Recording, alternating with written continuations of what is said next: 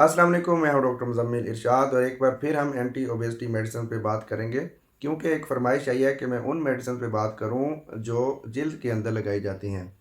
उन मेडिसिन के अंदर हमारे पास लीराग्लूटाइड और सीमाग्लूटाइड दो ड्रग्स हैं। ये दोनों drugs glucagon like peptide receptor 1 agonists हैं और ये दोनों ही शुगर के मरीज़ों के लिए और मोटापे के मरीज़ों के लिए इस्तेमाल की जाती हैं।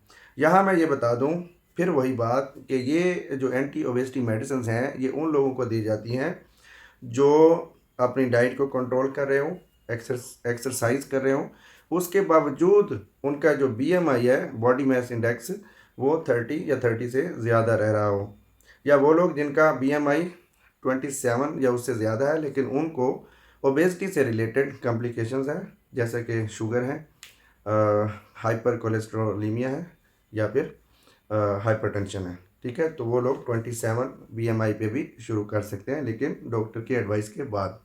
लीराग्लूटाइड लेते कैसे हैं? ये 0.6 मिलीग्राम पर डे के हिसाब से हमने स्टार्ट करनी होती है, जिल्द के अंदर लगानी होती है और वीक के बाद यानी हफ्ते के बाद 0.6 मिलीग्राम बढ़ा देनी होती है।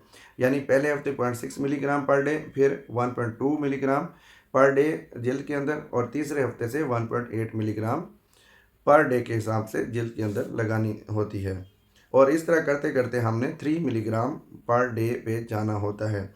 अगर किसी इंसान को या मरीज़ को साइड इफ़ेक्ट्स आ जाते हैं या वो टॉलरेट नहीं कर रहा होता तो जो हम 1 हफ़्ते का गैप है हम उसको 2 हफ़्ते के गैप तक ले जाते हैं, यानी 2 हफ़्ते बाद इंक्रीज़ करते हैं।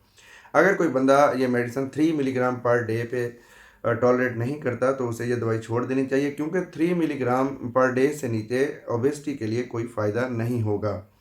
इसी तरह जो सीमाग्लूटाइड है वो हफ्ते में एक बार लगानी होती है, वो 0.25 मिलीग्राम पर वीक लगानी होती है जिल्द के अंदर और 4 हफ्ते के बाद उसकी डोज डबल करनी होती है, यानी 0.5 मिलीग्राम पर वीक कर देनी होती है। इसी तरह 0.25 बढ़ाते जाने हर 4 हफ्ते के बाद और जब 1 मिलीग्राम तक पहुंच जाए तो फिर नेक्स्ट हमने 1.7 मिलीग्राम या 2.4 मिलीग्राम पर वीक यानी हफ्ते में 1.7 या 2.4 मिलीग्राम पर वीक एक हफ्ते में जिल्द के अंदर लगाना होता है। इन ड्रग्स के साइड इफ़ेक्ट्स क्या हो सकते हैं? उनमें नोज़िया यानी मतली, वोमिटिंग यानी कै हो सकती है, डायरिया हो सकता है, मोशन लग सकते हैं, कॉन्स्टिपेशन कब्ज़ हो सकती है। उसके अलावा डिस्पेप्सिया, मैदे में तेज़ाबियत या पेन एब्डोमेन यानी मैदे के अंदर दर्द हो सकती है, पेट के अंदर दर्द हो सकती है।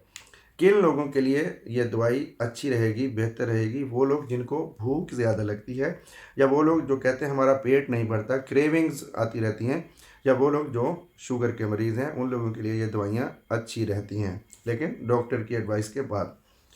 किन लोगों के लिए ये दवाइयाँ बेहतर नहीं रहेंगी, नुकसानदेह हो सकती हैं? वो लोग जिनको कभी पैंक्रियाटाइटिस हुआ हो या जिनको पैंक्रियाटाइटिस का ख़तरा है, क्योंकि ये दवाइयाँ पैंक्रियाटाइटिस कर सकती हैं।